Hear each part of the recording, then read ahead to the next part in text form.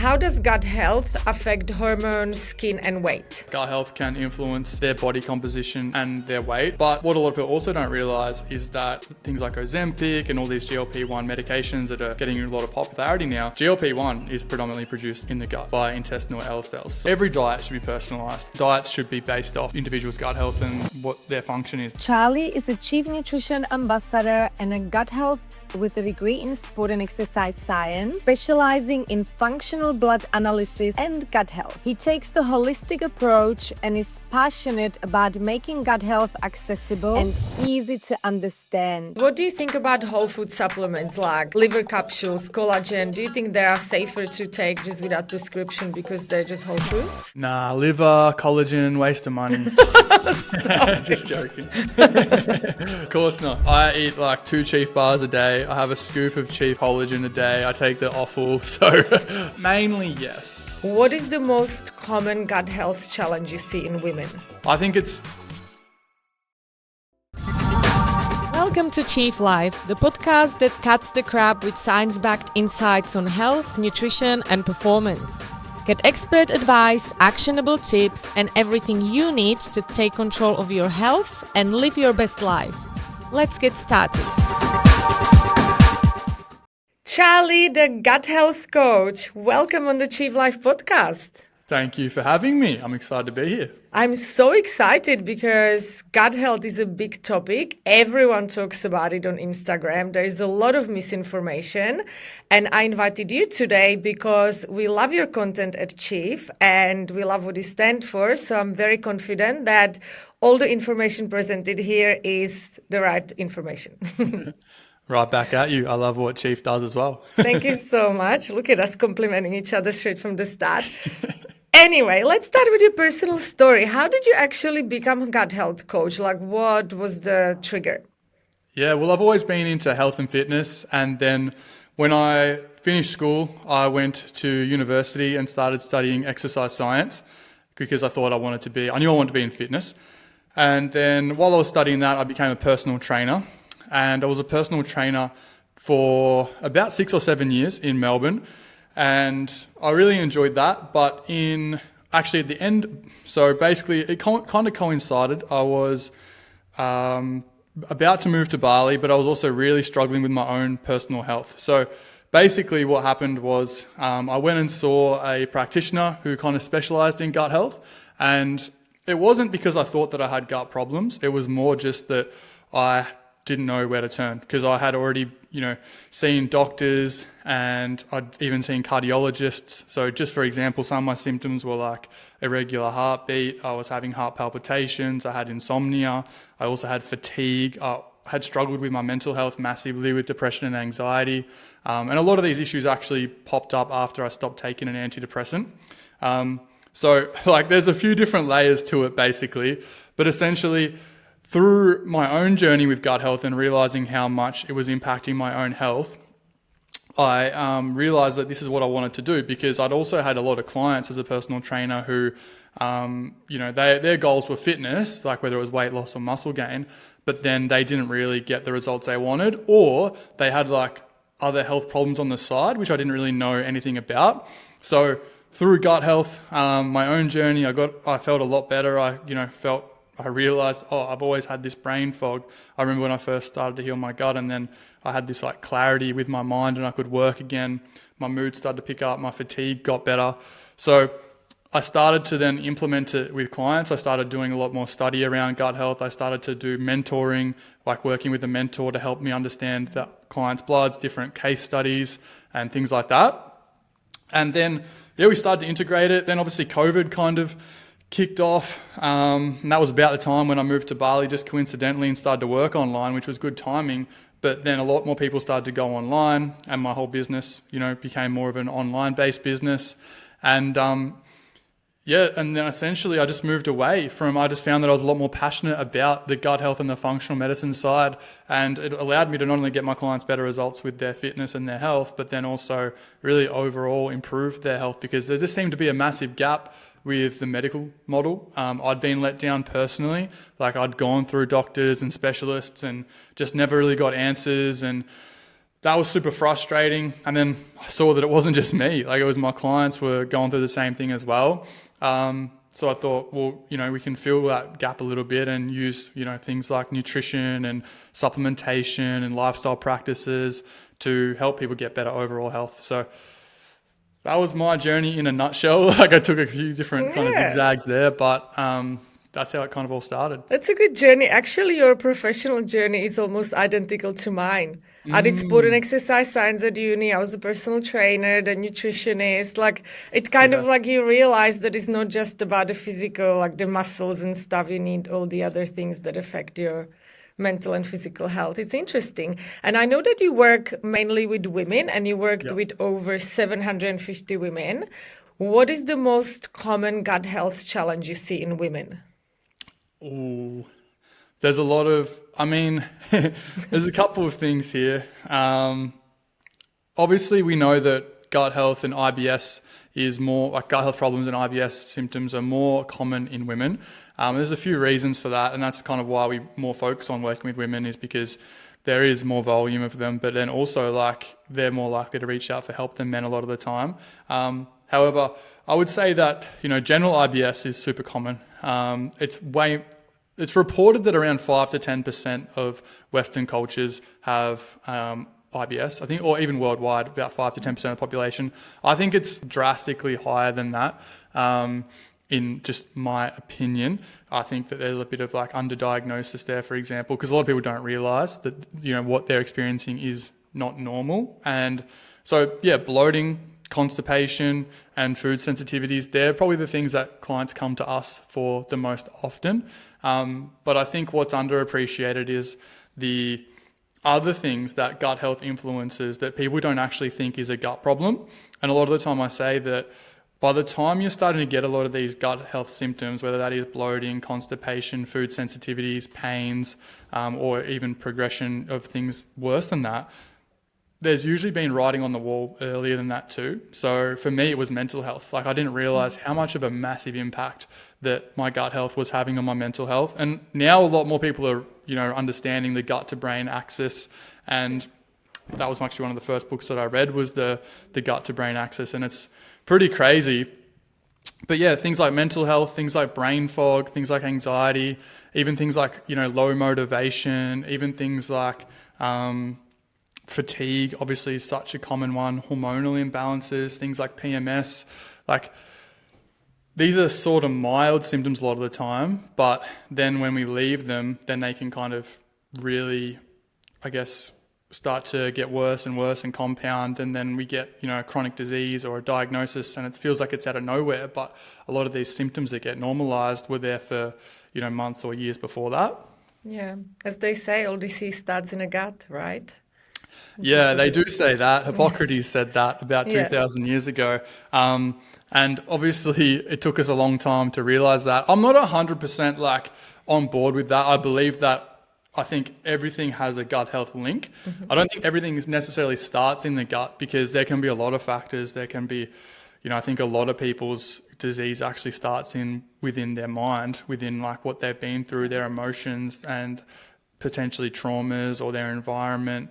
Like things that they've went through, or even just stress, like chronic stress, or stressful periods of their life. So I think the thing with that though is like obviously all those things affect your gut health, and then that might manifest into like physical problems. But we know that the gut is interconnected with every other system in the body. So, and there's all these interconnections. It's a gut to the brain, but then there's also gut to heart. There's gut to lung, there's gut to muscle, gut to skin, gut to hormone. The list goes on really. And then there's all these different groups of bacteria microbiomes, and that can tie it in with, even like these reproductive issues and, hormonal issues. So everything does start in the gut, or everything links back to the gut in some way, for sure. Everything starts with the food as well, my parents are no way scientists. They grew up in a communist country with like minimal education, and even they told me food makes everything in your body, your mind, the way you feel, the way you perform, like everything you put in your mouth is building block for your body. And it's a no-brainer, like it is. And So true. it all goes through the gut. So Yeah. anyway, I know that you use blood and microbiome testing. What test do you use? So we always start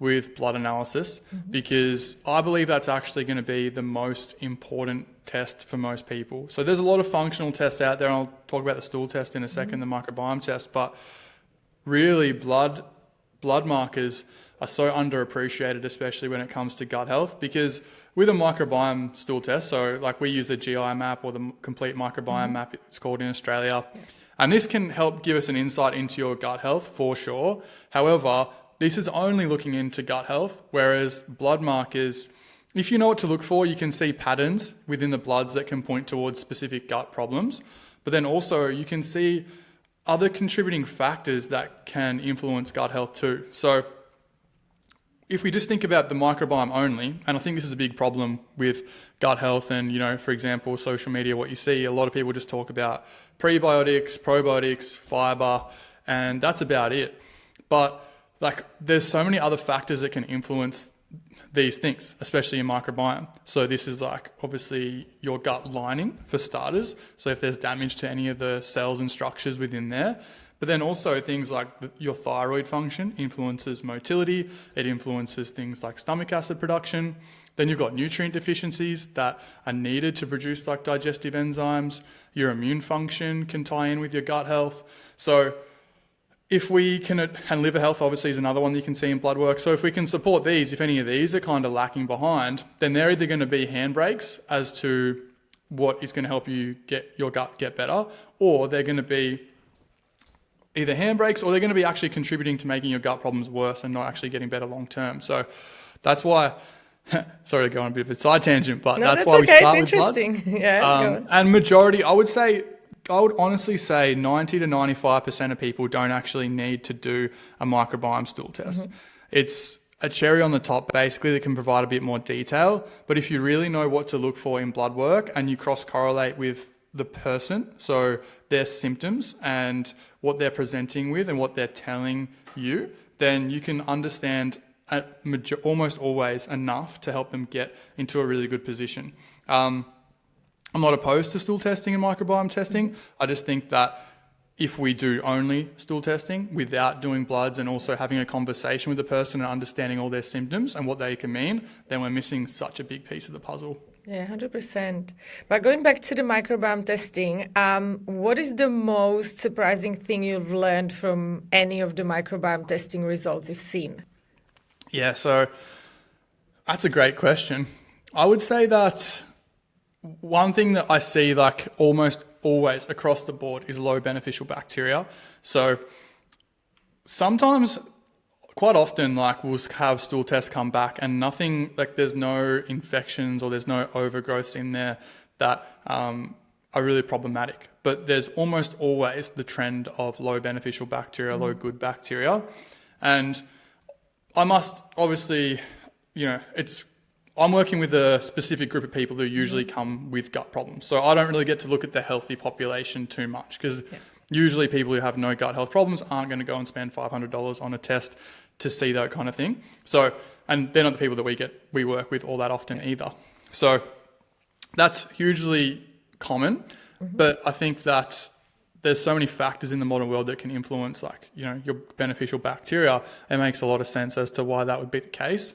And then the other thing I think people would probably be interested to know is that the GI map, the stool test, they can pick up parasites relatively well.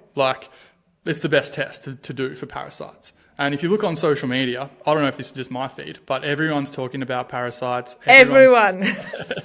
Yeah, everyone's saying you must do parasite cleanses. Yeah. Everyone has parasites, et cetera, et cetera. And there's a lot of fear around it. But I would honestly say maybe 10% of the clients, and I'm seeing clients who have the gut health problems, only about 10% of them would actually have a parasite. So, and even less often than that is the parasite is the only thing or the biggest problem that that person has. So I think the parasites thing's been completely overblown. And I'm yet to see someone really kind of who I would say that I respect or in like the gut health space actually saying these kind of things around parasites. If you usually look at these people's profiles who are creating that content, there's usually some red flags there to whether or not you should really be listening to what they're saying. 100%. I had a gastroenterologist on this podcast who is holistic and he's aligned with everything you say for most part. And he's also not fan of the parasite cleanses. And he said that whoever lives in the urban area in this day and age will always have the negative bacteria. He said it's almost impossible to have fully healthy gut microbiome living in a city. It's because of the environment, all the pollutants, the stress, and also then the soil depletion and everything. He said it would be better someone living in a rural area, but in a city, it's like he said, no matter how much you biohack and how healthy you're trying to be, you will never have fully healthy microbiome because of the environment. So here you go. 100% agree. Yeah. And if we think about, like, obviously, a lot of the time where we pick up, bacteria and what actually helps with the diversity of the microbiome is exposure to nature, like touching dirt, breathing into these kind of, breathing in these bacteria throughout the environment, going out into, so breathing, but also touching. And then, like you said, like the quality of the food. And then there's also lifestyle factors too. For example, like generally people who live in cities have a less healthy circadian rhythm. Yeah. They're usually more highly stressed.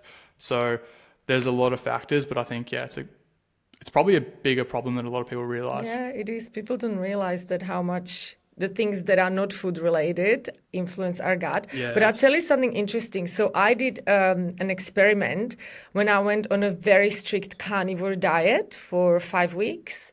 And that's a very short time. And I did a gut microbiome, the microbiome mapping before and after the carnivore diet to see. And the two main things I've seen is my ratio of firmicutes and bacteroidetes change. Even though I'm normally on very low carb diet, I still had quite high firmicutes, don't know why.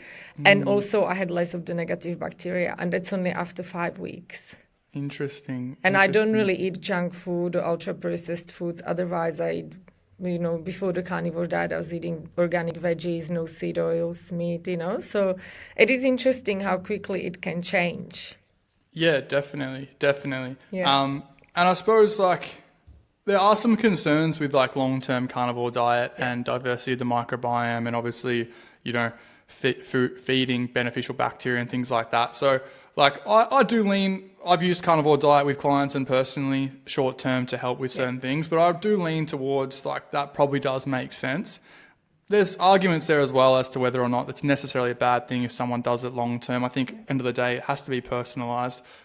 Every diet should be personalized. That's the biggest thing. For me, a big red flag for someone is if they truly are dogmatic around just one specific diet outline. If they are thinking that everyone needs to be on a carnivore diet or a vegan diet or a keto diet or whatever it might be, usually that I've never not seen that to be the case.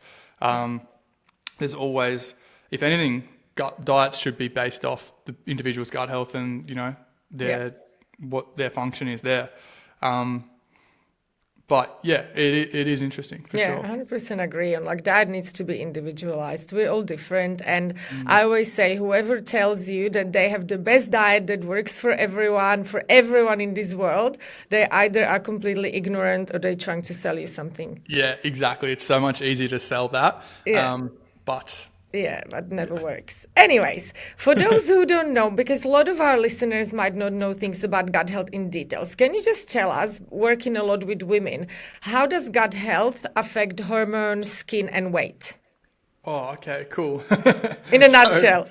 There's a few things there. Yeah. I'll keep it super simple. Yeah. Well, not super simple, but there's a few factors. So I'll start with the weight. A lot of people don't realize that gut health can influence their body composition and their weight.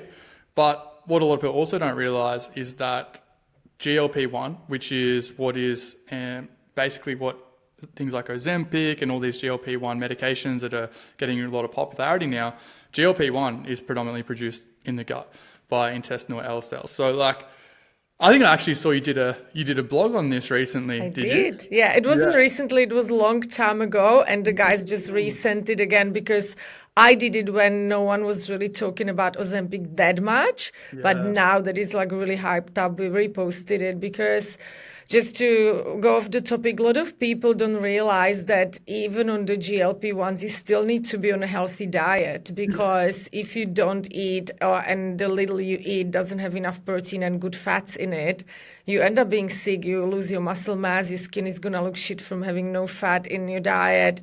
So yeah, that's why I've written it. And also to help people realize that maybe if they change their diet, they will get their GLPs naturally a little bit more. Exactly. And like coming back to what we spoke about before is like basically like GLP-1 and short chain fatty acids, like short chain fatty acids increase GLP-1, but we actually need beneficial bacteria to produce short chain fatty acids. So if we're coming back to like the microbiome health, if people have low beneficial bacteria, then they're generally not going to be able to convert the prebiotics and the fibers into these short chain fatty acids, which has a lot more benefits than just GLP-1. But I think that can have a huge role. And even just your digestion and absorption of these nutrients, your ability to break down protein. So for example, you do need protein. That's going to be the best macronutrient for weight management. And then you've got, if you're struggling to eat that due to something like low stomach acid, which is a gut problem that's not really linked to, like you don't see that in the microbiome map stool test, then it's going to influence your ability to get results. Then you've got things like, obviously gut health can influence your ability to recover from training. If you get really long-term DOMS, like delayed onset muscle soreness for days or even a week post-training, if you're really fatigued, that can sometimes be a sign of poor gut health. Obviously, it can also be poor training, structure and volume. But there's a few obviously negative gram bacteria. So this can, stimulate insulin. So then you can have like insulin resistance. And this is where like some people who have gut issues can end up with something like PCOS. We know that insulin resistance can make weight loss more difficult. So and even like you've got with negative gram bacteria, you've got like the endotoxins. So these bad bacteria. And just a quick tangent. So like you were talking about negative bacteria. So there's bad bacteria, and then there's like negative gram bacteria, which is a type of bacteria that is not always bad, but does have an outer layer, which is basically released and can cause inflammation. That's called lipopolysaccharide or LPS. So that's a little bit technical, but essentially that can cause, chronic inflammation as well. And this can make it more difficult to lose fat too. So there's multiple layers to the weight scenario. And like we've seen insane results with some of our clients, literally just from not even tracking calories, just from getting their diet into a good place and then improving their gut health, and then they've lost weight a lot more easily. Yeah. And same with the skin health side of things as well. So with the gut and the skin, so you've got like the gut to skin axis. So we spoke about the gut to brain axis before. And that kind of bi-directional communication between the gut and the brain. Well, the gut and the skin also has its own microbiome, so bacterial colonies on the skin. And the gut and the skin are always in communication as well.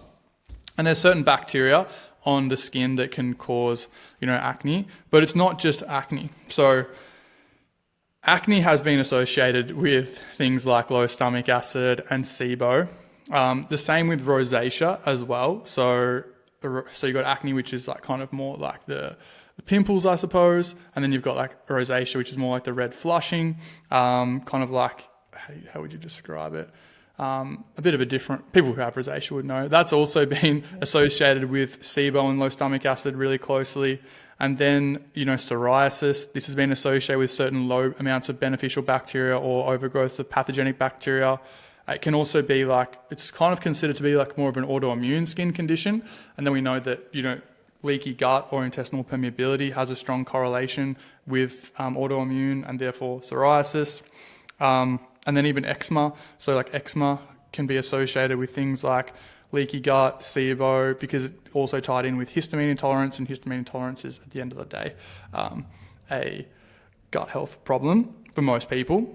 And that's probably a massive one that we didn't touch on before as well. Like that's actually so common these days. Probably one of the most common things that people ask me about is like histamine and histamine intolerance. And like that's one of those symptoms that comes up early on that can point towards, gut health challenges. So eczema can tie in with that. And then the nutrients side of things as well. Like all of these things can be, linked to deficiencies or supported or improved with addressing deficiencies in things like zinc, in things like vitamin A, collagen can play a role there as well. Vitamin D too. And then if you're not getting these things through diet or you're not absorbing them, assimilating them through your gut, then you're going to struggle with your skin too. So many things. It's confusing for regular people, and I shouldn't say regular, but people, they don't have education in nutrition. Yeah. No wonder they actually do need a gut health coach. So talking closely about your work, can you break down your 4-stage system for healing the gut? Yeah, for sure. Coming back to that question, if that didn't make sense to anyone, that's totally fine. The point that I'm trying to kind of convey is I just don't think people realize the link between gut and so many other things. If you go and see a doctor or a dermatologist about your skin, then there's not going to be there's a tiny chance. I'll give them a little bit of benefit of the doubt. There are some. They're rare, but there are some. Exactly. They might mention the gut, but it's more likely you're going to be prescribed a topical or a medication. Yes. Same with weight. You go see a personal trainer, and this would have been me, a few years ago. They would not mention that, your gut health could be supported, and that's going to help them get better results. And there was one we skipped. We didn't even talk about. I forget the other third thing that you wanted to talk about. The hormones. Oh, the hormones. Do you want to? Exactly. It's a big topic. I feel like I'm grilling you, but it's so interesting, and people don't really realize that. That's why I got you here to explain that all, because you're so good at it. Yeah, 100%. Hormones definitely can also be tied in with the gut as well. And a lot of the time I say to clients, generally when we look at blood testing, we don't actually put too much weight into hormone testing. I never really do things like Dutch testing to get specific around hormones. And if someone doesn't have their hormones tested in their bloods, I don't really worry too much, because I look at hormones as being a second domino. So there's always got to be something that's kind of influenced the hormones, making them to be in balance per se. So it's not just going to be hormonal. It's got to be something else affecting it, and then that's what we're going to support. So there's a few factors, and it's not just gut with hormones. Like stress plays a huge role, diet plays a huge role. I would say they're probably the two biggest things, but then you can have things like estrogen dominance, which can be caused by either histamine intolerance, which, like I said before, comes back to poor ability to break down histamine through the gut, or the gut producing extra histamine. Then you can have, so that can lead to estrogen dominance, and then obviously that's going to throw out the estrogen to progesterone ratio, and then you can get a lot of the time, majority of women who say they have hormonal issues, they're going to be talking about either estrogen dominance or imbalanced estrogen and progesterone ratio, which is still estrogen dominance, just not high estrogen necessarily. Yeah. So that's one way. And then you can also have you've got certain groups of bacteria within the gut that influence hormones. It's called the estrobolome, and they're the ones that influence your estrogen production, your estrogen clearance as well, and that's a huge one. So it's not just about if you're producing too much estrogen. It's about whether or not you're clearing it out. And the biggest way that you detoxify estrogen is actually through bowel movements. So not the only, because the liver plays a role there too. But if the liver's not functioning, what's that come back to? Usually it's the gut overburdening it. So you can have imbalances there, because certain bacteria can increase an enzyme called beta-glucuronidase, which then causes the estrogen to recirculate. So then if you're not clearing it out, you're constipated, which would be usually both, right? You're constipated, so you're not having a daily bowel movement, but then also you've got high levels of beta-glucuronidase, so more estrogen's recirculating. And then you've got, maybe histamine problems, which is increasing estrogen. You've just got this trifecta of things going on. That are influencing it. So that's just kind of one main example. There are others, but we won't talk about that. But that's just a little example. Yeah, that's a great explanation. I love it, because most people don't know about this, and it's super interesting. And, knowledge is power. So let's get some knowledge. But back to your work. Can you break down your 4-stage system for healing the gut? Yeah, so to give this a little bit of context, as I said before, majority of the information that you're going to see on social media, from what I see, and if you look up gut health, like as the hashtag or whatever, most popular posts, it's usually going to be around supporting the microbiome, which is important for a lot of people. It's about increasing your beneficial bacteria through prebiotics, through diversity in your diet, polyphenols, probiotics, fiber, but that to me is kind of like that's actually stage 3 is increasing the beneficial bacteria, because stage 1 actually needs to be laying the foundations, and it actually needs to be repairing the gut lining. So what we have to understand is that the microbiome lives on the gut lining, right? That's like the house, and the bacteria is like the microbiome's like the people within the house, or it's like the furniture within the house. And the way I look at it is like stage 1, you need to really just first off support your symptoms and get feeling better, which is usually quite possible to do to feel better. But then a lot of the time feeling better doesn't actually equate to getting to the root cause and having that long-term approach. Like I could get anyone to feel better if I just gave them a medication, but then the health problem is still going to be simmering away. So feeling like getting your symptoms better and feeling better is not usually like the best thing you can possibly do. Usually it's actually addressing the cause of what was causing you to feel bad in the first place. Does that make sense? Yeah. And that's why there's a huge problem with, just giving medications or giving topicals. If someone had acne, taking Accutane, because then what's causing that acne, right? And that's not just going to cause skin problems. That can actually manifest into much more serious problems down the line. But this might not be till 50, 60, 70, 80. And that's when something like cardiovascular disease comes up, or autoimmune conditions, probably the most likely one there. And then it's like, why? But it's like, but we were masking these symptoms for so long. Yeah, 100%. So that's stage 1 is actually repair the gut lining, repair damage that's happened into the past, get you to feel better, support nutrient deficiencies, lay the foundations. I think of it like renovating a house. Like you really want to lay a really solid foundation if you're going to be kind of renovating a house so that it doesn't collapse in on you when you try and renovate it. And then stage 2, we already talked about stage 3, so stage 2 is actually removing any kind of pathogen. So this is a bit of a flip on the 4R. So like you've got the 4R method or approach which naturopaths use, but they focus on removing first. So, killing off any bad bacteria or overgrowths or parasites, for example. But the problem with that is if you haven't laid the foundations before, then you are going to feel a lot worse during that phase.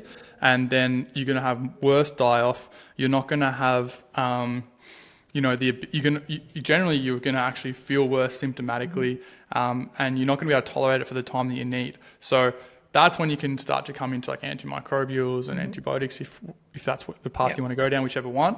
And also just trying to rebalance it a little bit as well. And then the final phase, sorry, not the final because there's a fourth one, but third one is what we talked about, bringing up the beneficial bacteria so that it seals and heals the gut lining, and then it kind of holds it all together. Yeah. So that's, if you think about this analogy with the house, it's like lay the foundation, then take out all the old furniture, the bad stuff, the moldy stuff, and then you can add in the new furniture and then have a really nice house. But then if you don't take care of that, then it's obviously going to deteriorate over time. And that's what phase 4 is, which is remain, which is actually overlooked. A lot of people don't really, I don't know if this is in my world, but like a lot of people who've come to me from previous practitioners, majority of them haven't gotten the result they wanted because they didn't have a structure like this. Yeah. But then if they did get a good result, then a lot of the time they actually relapsed over time. And a lot of people don't talk about the relapse rates of gut health problems. So they didn't maintain it and then they relapsed and they got to go through it all again.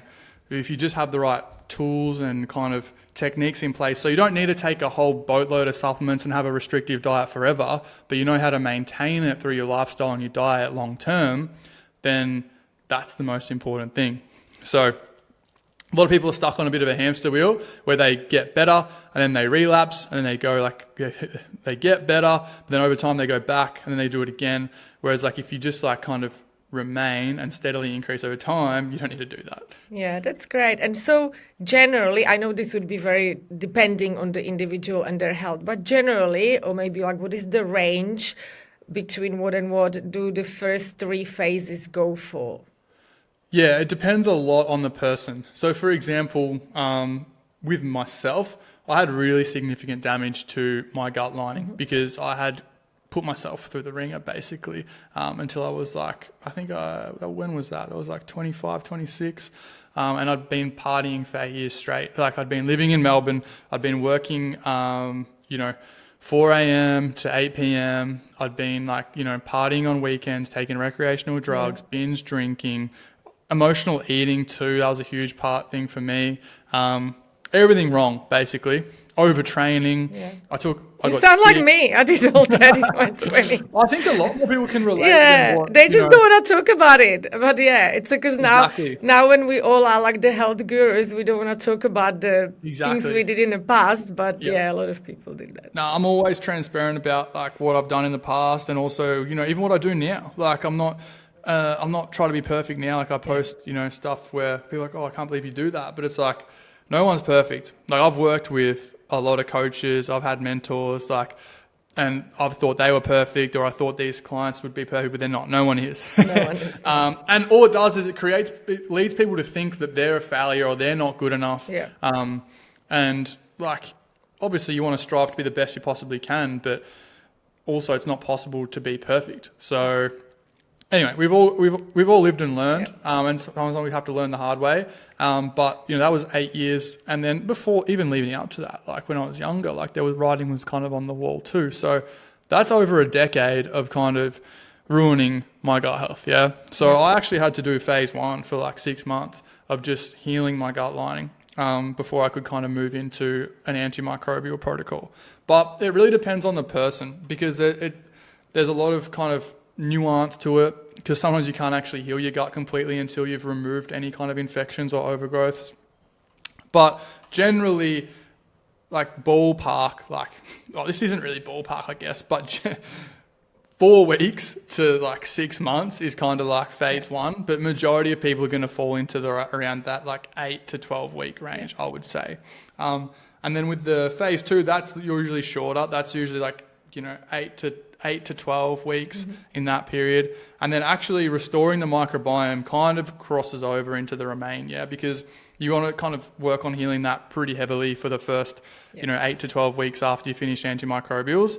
But that's really a long-term thing. Like we said before, in the modern world, you're kind of fighting an uphill battle. Like every odds are stacked against the gut microbiome. So you have to have just put a little bit of effort into doing that longer term. It's nothing crazy, but if you kind of go back to doing antibiotics every few months, and you go back to drinking every weekend, and you don't actually make effort to it's not hard to do, like have a bit of diversity in your diet, but it does take a little bit of proactivity. Yeah, 100%. But talking about the gut lining, there's the one question I really want to ask you.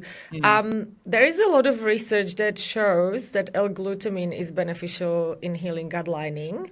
And I saw on your Insta, I couldn't find the post, you were saying that you don't really agree with it. Can you explain that? I'm really interested to hear. Yeah, so glutamine I'm not opposed to it whatsoever. Yeah. I think it needs to be a little bit more personalized depending on the person. So glutamine can lead to an increase in glutamate depending on the person's genetics is one factor, and maybe even gut microbiome can play a factor too. So then some people, when they go a high dose glutamine, they can get more anxious, they can get more wired. So you just want to be mindful of that, because low dose, probably not much of a problem. Like a low 5 gram maintenance dose, maybe not too much of an issue. But when someone's going into these like 30, 30, 40 gram dosages. I would never recommend that. That's a lot. Yeah, but some people do recommend that for gut repair. And that's where some of the studies actually, they were using that to help with repairing the gut lining. So 5 gram maintenance dose, you could definitely do that. But is that actually going to be enough to move the needle for people's significant leaky gut or damage to the gut lining? Probably not. So that's where you would kind of use it with other things potentially. That's probably my biggest concern there with glutamine. It can obviously increase, immune activity.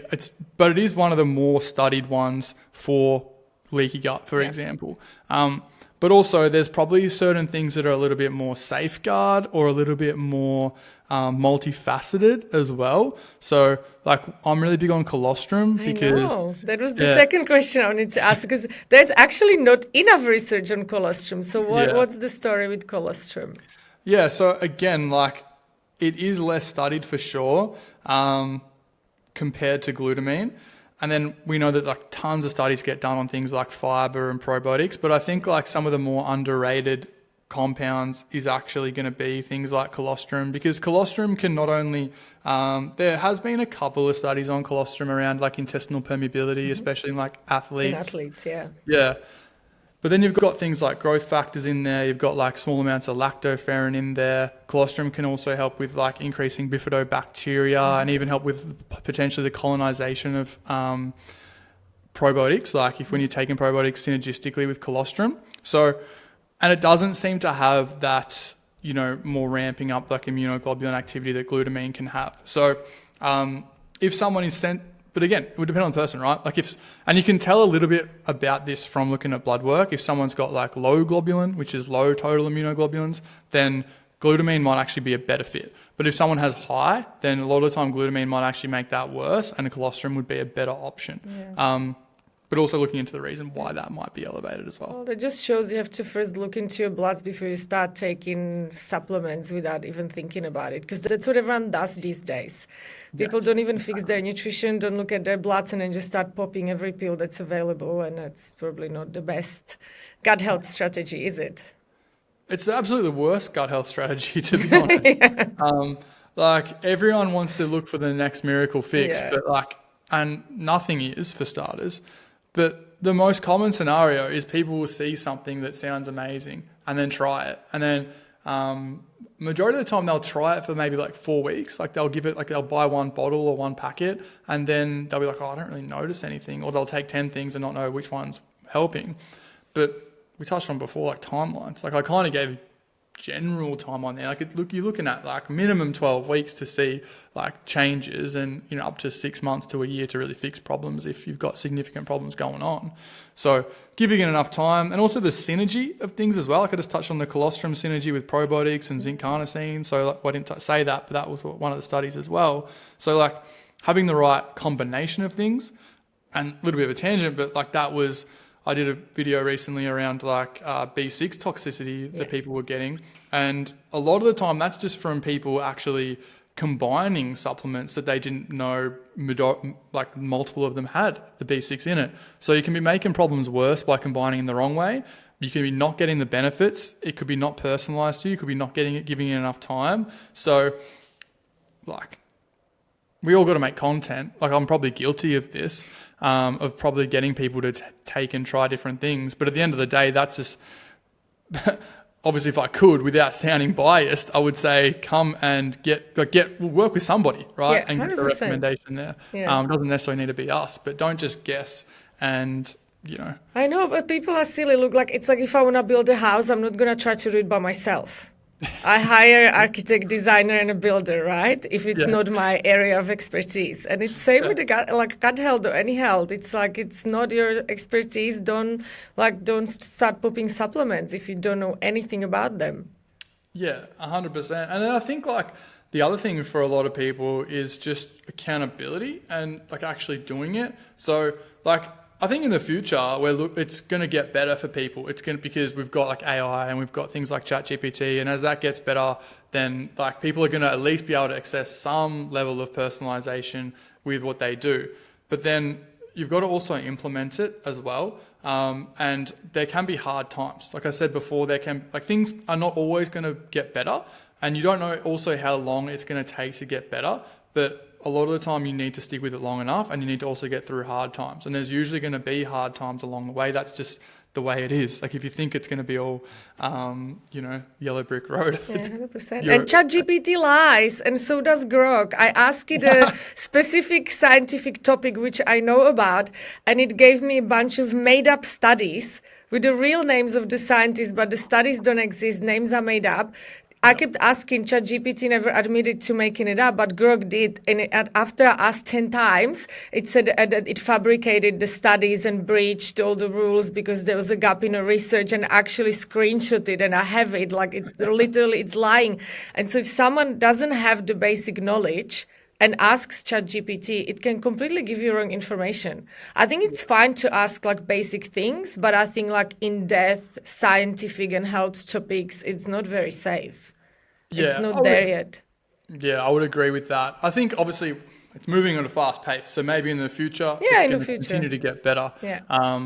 But yeah, obviously I totally agree. I think there's more layers to it, and there's like, I'm sure AI is going to continue to get better and better as well, but like there's so many different facets or areas to kind of consider. Like obviously ChatGPT is never going to check on you and see, are you actually doing what I told you to do?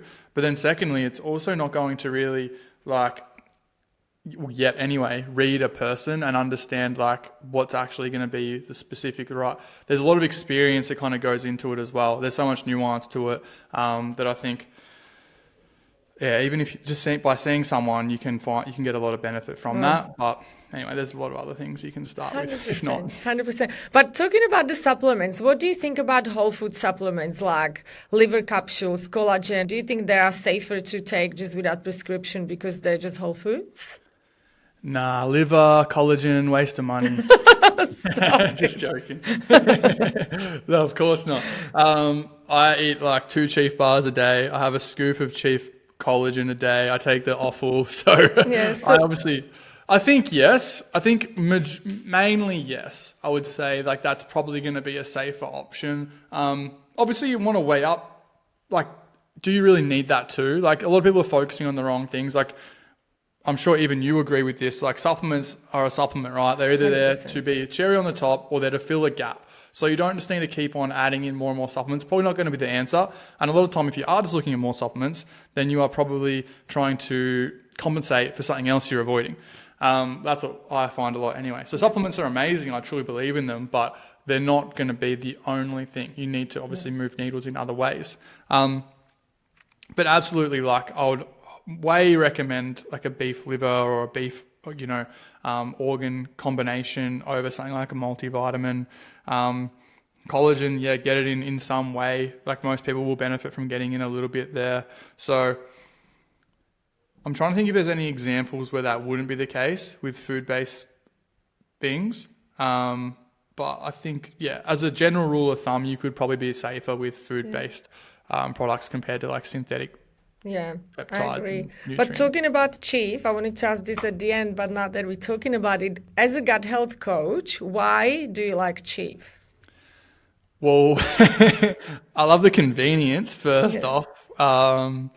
So that's one of my, like, I don't know if you've seen, but like one of my like hobbies, one of my like pastimes is I like to go on like motorbike trips to like, remote places. Like we've ridden around Thailand, Vietnam, places like that, Java, and you can just take the Chief bars, like the beef bars. I usually have like a beef bar and a collagen bar, and it just, when there's no way of getting protein, that's been a lifesaver. You have no idea. That's exactly why we made them. I always say to people, if you can have a real proper meal, of course have a steak and veggies.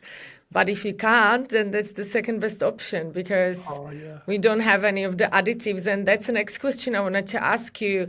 Let's talk about maltodextrin, how bad it really is and why is it so bad, if it is so bad? Yeah, it's debatable. I would say that it's unnecessary. I think that you've really got to look into supplements and also how much maltodextrin. That's probably like, I don't really believe in the expression like the devil's in the dose, but in some cases it is. For example, with maltodextrin, high amounts could certainly cause like increased inflammation and disrupt the gut microbiome. And you will see in a lot of like supplement powders that they got a significant amount of maltodextrin. So like if there's just a little, like there's are ways of figuring out how much there is. And I'm not concerned about small amounts, but if you're having small amounts, it can accumulate for sure. But for example, Metamucil, which is one of the most common supplements in Australia for gut health, that is nearly 50% Wow, maltodextrin. 50%. I didn't even know that. That's terrible. Yeah, it's ballpark 50%. It's Wow. probably a bit less. I would say it's between 25 and 30%. It's got multiple grams. So like when you think of a capsule as generally around 500 milligrams, like it's got multiple capsules of just straight maltodextrin. So That's crazy. it's a filler at the end of the day. Yeah. Like, and why would a company use that? It's generally going to be just to create bulk and to save on costs. And to carry make- the flavor as well. Yeah. Most of the natural flavorings are made with maltodextrin. Yes, that's true as well. So that's a tough one. I suppose with a natural flavoring, because I have been looking into this a little bit more, you wouldn't get a huge amount of maltodextrin though, right? That could be Huge. relatively But then again, it's small. a cumulative effect. If you already had a Metamucil and you already had bad gut lining, and then, it just can be that little bit that tips you over the edge. Exactly. But then if or you you're getting completely multiple things with small amounts, what I was saying before, Yeah. for sure. It's one of those things that I think should be reduced and also just questioned as to why the product has it, if it really needs it, why it's there. But yeah, I mean, I wouldn't say it's the most clear cut. Like, for example, we can definitively say that alcohol is going to be detrimental to gut health. Yes. Maltodextrin, I think the writing's on the wall that it likely is, and there's no benefits to it. So if you can reduce it as much as possible, you can. But if you're having a tiniest bit, I try to not be extremist with it as well. Because I then don't it can think create obsession and failure and Exactly. binging and Exactly. And that in itself is going to be worse for someone's health and gut health, Yeah. worrying about every little thing and, having to feel like they're wrapped in cotton wool than actually just, I'm sure I consume, I would have to look through my day, but I'm sure I consume a little bit of maltodextrin throughout the day in some way. But if it's got a benefit, cool. But if it's just like Metamucil, unnecessary, just take straight Slim Husky and save a lot of money and it's going to be a lot better for you as well. Yeah, that's true. Okay, that was great. All in-depth answers. I love it. So let's do some quick questions. What are the 3 daily habits people can adopt right now to improve their gut health a little bit? Ooh, good question. I think that we actually spoke a little bit about this in our community, but I think that like a morning routine, like a simple morning routine, one that I do is just simply get out into the morning sunlight, like get morning light onto your eyes. And then I just go for a walk around the block and just do a few deep breaths, because then you're helping anchor the circadian rhythm. You're getting in movement, which is helping with blood flow. You're helping reduce stress. You're getting in some, movement to start the day. So like, it's just ticking a lot of boxes. You can even, do it. You go barefoot. You're getting grounding in there as well, helping with lymph. And that takes almost no time and ticks so many boxes. So I love that one. I think biggest one that will help with people with their gut health is going to be chewing their food more and eating in a more relaxed state. That's a big one for GLP-1 as well. So it's going to help with, your blood sugar. It's going to help with your, feelings of fullness. But then it also is really going to help to break down the food more and take the pressure off the gut. Like that's what your teeth are there for, to mechanically break down the food. But then also so you can produce saliva, which can then bind onto the food and prevent an immune response and help to break the food down and get more of the nutrients out of it. So eat in a relaxed state and chew more. That will be an absolute game changer for majority of people. And then if we're thinking about another habit, probably the one thing that I think is just by kind of having some sort of information, like whether it's following me or whether it's listening to this podcast or whether it's, having someone that you really like when it comes to gut health and just having it top of mind, I think that can help too, because like I said earlier, you need to be proactive with your gut health in the modern world. If you aren't, supporting it in at least to some degree, then it's going to eventually be in a bad place. So that's where doing a proper, a focused protocol, what we do with our clients to actually get you back to in a good place so you can maintain, can be really, really helpful. But if you're not in a really bad place yet, that is a really good opportunity to support it now so that you don't end up in a really bad place where you have to go through more of an in-depth protocol. So just things like obviously trying to change up your foods a little bit more often, not eat the same thing every day. Obviously being mindful of things that might ruin your gut health. So like drinking too frequently or drinking too much or not sleeping enough or being really stressed. Obviously, I won't get into specific foods too much, but if you can, support, eat it, because it depends on the person, right? But if you can eat a diet that's 100%. gut friendly, all those little things can really help. So just living a healthy lifestyle. That's a pretty basic Great. answer, I but love it. that's It's a great answer. That's the best thing you start with. It's a great answer, but let's go to the food. Are there any foods that are perceived as healthy, but they actually are really bad for our gut? So I wouldn't say really bad, because it's debatable. Or damaging to our gut? Yeah. So I think it's a tricky one, right? Because most people know that things like ultra processed foods, packaged foods, and alcohol are not going to be great. So that's not really a surprise to most people. And then you've got things they'd be what I'd kind of consider red foods. Yeah, no amount of those things is going to actually make your gut health better. It's only going to be net negative. It's going to be taking you backwards. And I personally would apply that to things like, refined wheat as well, especially if it's non-organic, because then you're getting pesticides, but also high amounts of gliadin. So they're to me, I would say the worst is going to be things like, refined wheat, alcohol, probably seed oils. It's pretty. Sorry, people don't really technical people don't agree with the seed oils thing, and I agree that seed oils themselves is not bad, but if you've got heavily processed, oxidized, omega-6, polyunsaturated fatty acids in high amounts, you're in trouble. Yeah. So that's the technical term for it, but seed oils does make more sense to more people. They're probably the big three, but then that's good. Things that I would say that are kind of considered healthy, but that aren't, probably going to be more I really don't. I think oats are so overrated personally. People think they're so good, and I understand they're high in fiber, high in beta glucan, but they're also, relatively high in phytic acid. They're they're usually not organic. They can be cross-contaminated with gluten. They're probably one of the most overrated. Same with chia seeds. I think they're just so overrated. I'm not saying they're bad. I just think they're overrated. I don't know. Any that you can think? No, that's good. I think that's good. I think the most health food that's perceived healthy and it's really bad, it's a general regular protein bar. Oh yeah, that's so That would true. be the worst. Yeah. Oh, I was gonna So do a it's video I'm on healthy, I'm having a protein bar. Next minute you're farting and you look like you're 3 months pregnant.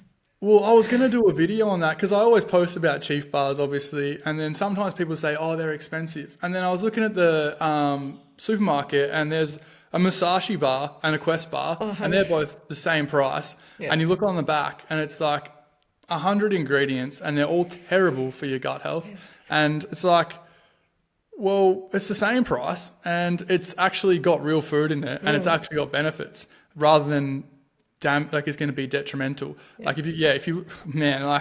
was a personal trainer, I used to protein bars were I used to love them. I don't remember the brand of them, but they were they were delicious. But I would go to Chemist Warehouse and I'd get 3 of these protein bars, and then I would just be 15, 30 minutes later, I'd be just farting, so gassy, so sick. And I didn't ever even really connected the dots. That's how ignorant I was. Maybe that's what ended up me having gut health. But we all were. Oh yeah, man. Typical protein bars are. I know. So bad. Yeah, I know. Well, here we go. That's the food. Okay, so I wanted to ask you, if we take personal preference out of the picture, what is the best breakfast? Oh, personal preference.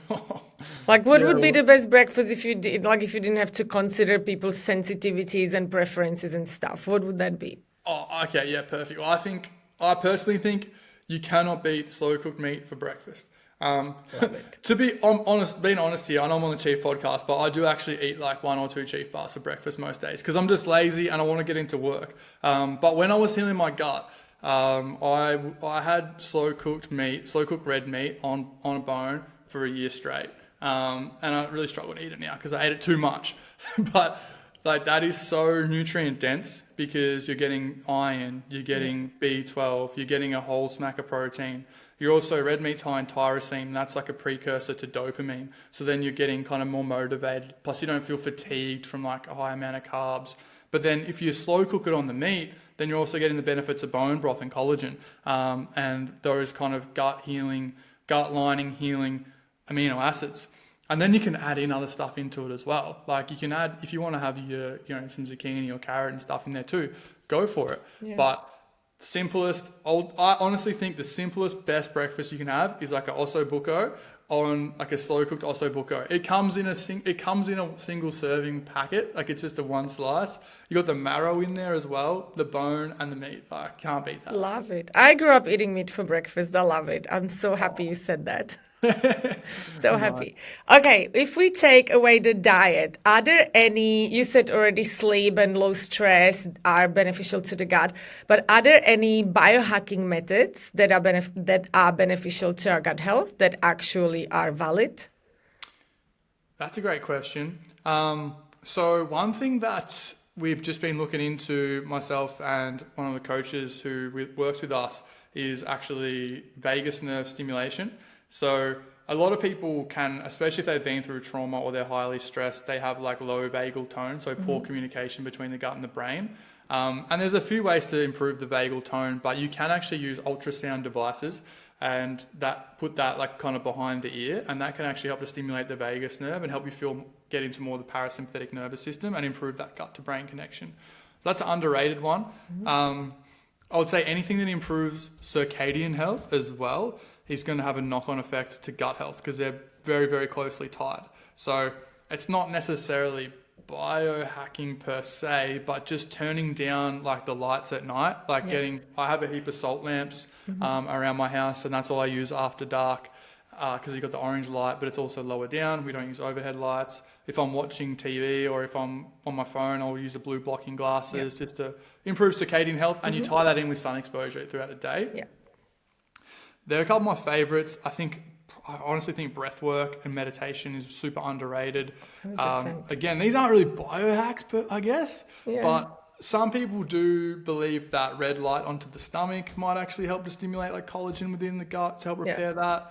I don't do that personally, but I actually go with sunlight on the stomach. Like you got a little bit of red light in the sun. Trying to think what else. What about ice baths? Any benefit to the gut? Yeah, ice baths do have benefits around the vagus nerve, so improving that vagal tone. You do need to be a bit of personalised with ice baths. Like, I think cold exposure, whether that is a cold shower even, can be good. Yeah. But you just got to kind of weigh up. It is a stress on the body, so if someone's already highly stressed, we don't really use things like that. So, like, for example, fasting is another one of those examples. A lot of the time, majority of people we work with are already highly stressed. They need to be reducing that. But again, everyone is different. Sorry to interrupt. So I measure everything with my Oura ring. And sometimes I have like a week that I have every day, I have stressful day. This is when I don't really meditate and just go off the rails with my mindset. And then I would go and do 5-day water only fast. And my stress levels go down straight away. My HRV goes up to like 220 when I fast. So the fasting actually helps me reduce the stress. While some of my friends who also measure, and they're similar age, their stress increases with the fasting. So even with that, it's really individual. And that's why I brought it up, because the social media and all the newspapers now are like so full of everyone slamming ice baths, saying they're not good for women.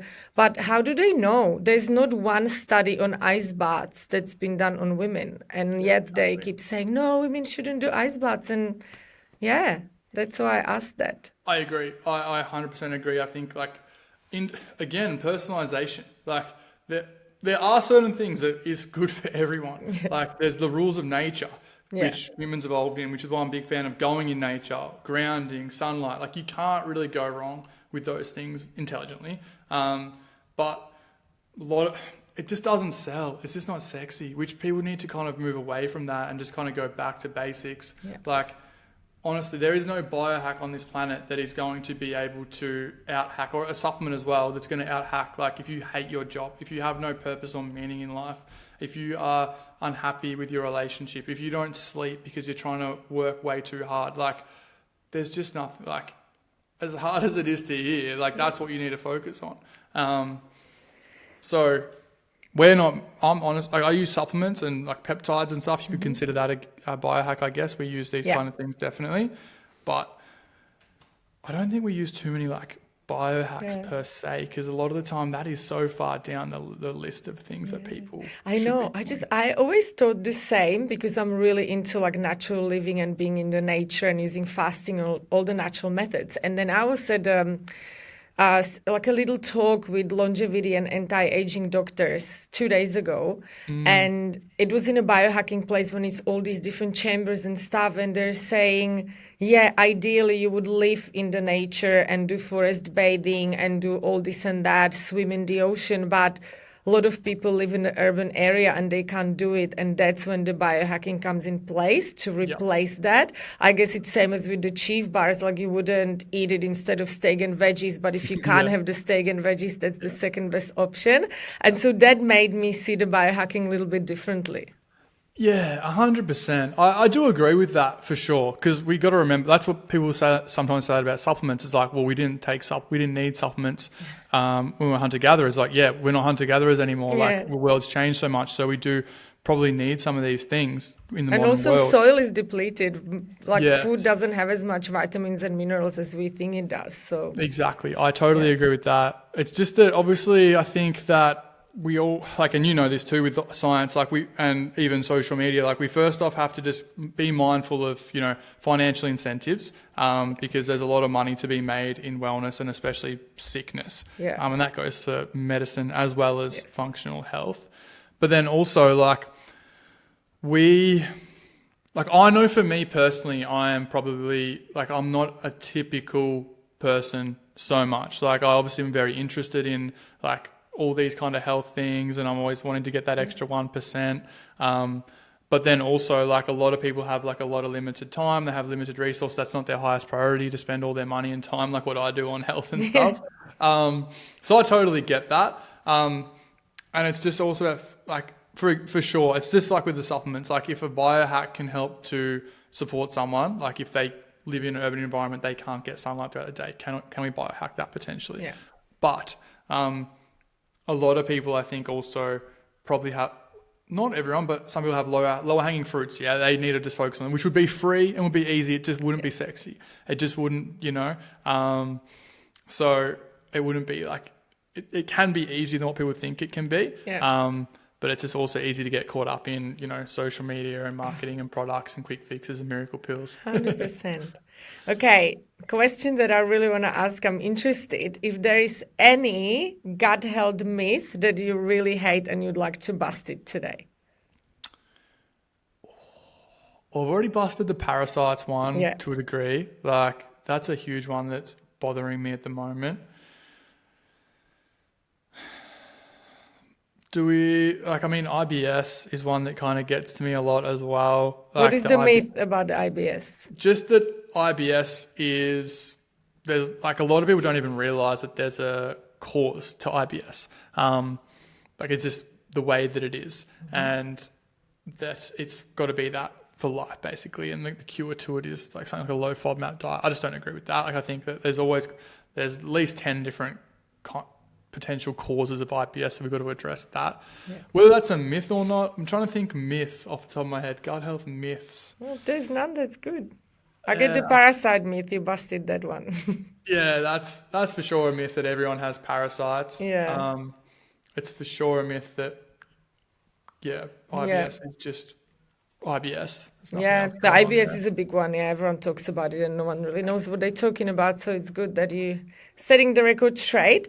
I have a last two questions. If you could give only one health or wellness advice to the audience today, what would that be? And what is your favorite book and why? Okay. So one piece of advice would be, that's so hard. Listen to this podcast again. Yeah, that's a good one. Because I've got heaps of pieces of advice around timeline, around not falling into quick fixes and miracle pills, marketing.